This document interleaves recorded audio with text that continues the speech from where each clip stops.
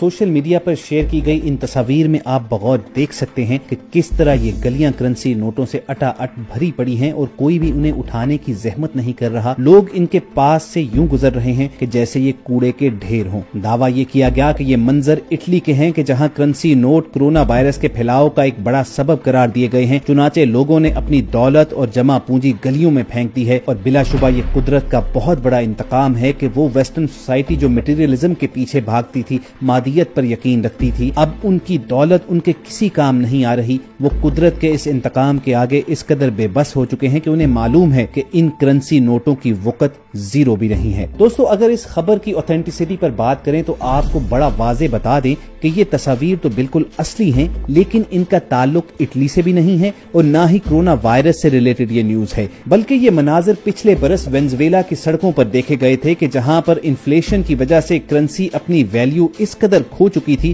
कि ये रद्दी के कागज के टुकड़ों के बराबर हो गई थी और लोगों ने अपने करंसी नोट्स गलियों में फेंक दिए थे और तेज हवा पूरे शहर में उन्हें यूं ही लिए फिरती थी जैसे रद्दी के कागज हों। याद रहे कि वेनेजुएला में इकोनॉमी इस कदर गिर चुकी है, इन्फ्लेशन का आलम यह है कि वहां पर सबसे बड़ा नोट 1 लाख रुपए का है और वहां की करंसी अपनी वैल्यू इस कदर खो चुकी है कि पाकिस्तानी 1 रुपया वहां के 2000 रुपए के बराबर है। मुआशी बदहाली का आलम वहां पर यह है कि लोगों ने करंसी नोटों से खिलौने बनाकर बेचना शुरू कर दिए थे और करंसी नोटों से बनाए गए खिलौने खरीदने के लिए आपको पैसे नहीं बल्कि अनाज और दूसरी चीजें देनी पड़ती थी। मगर लोगों ने 1 बरस पुरानी ये तस्वीर कोरोना वायरस से जोड़कर इटली के हवाले से शेयर की और हमारी भोली अवाम भी इस्तगफार पढ़ते हुए सोशल मीडिया पर इसे आगे फैलाती हुई नजर आई। बहरहाल ये इस खबर की मुकम्मल तफसील थी जो हम सब ने आप तक पहुंचाई। अगर आपको हमारी ये काविश पसंद आई हो तो आप इसे लाइक करके फेसबुक और व्हाट्सएप के जरिए दूसरे लोगों के साथ शेयर भी कीजिए। कोशिश होगी कि बहुत जल्द किसी और सेशन में दोबारा आपसे मुलाकात हो। अपना और इर्द गिर्द के लोगों का ख्याल रखिए और हम सब के साथ जुड़े रहिए।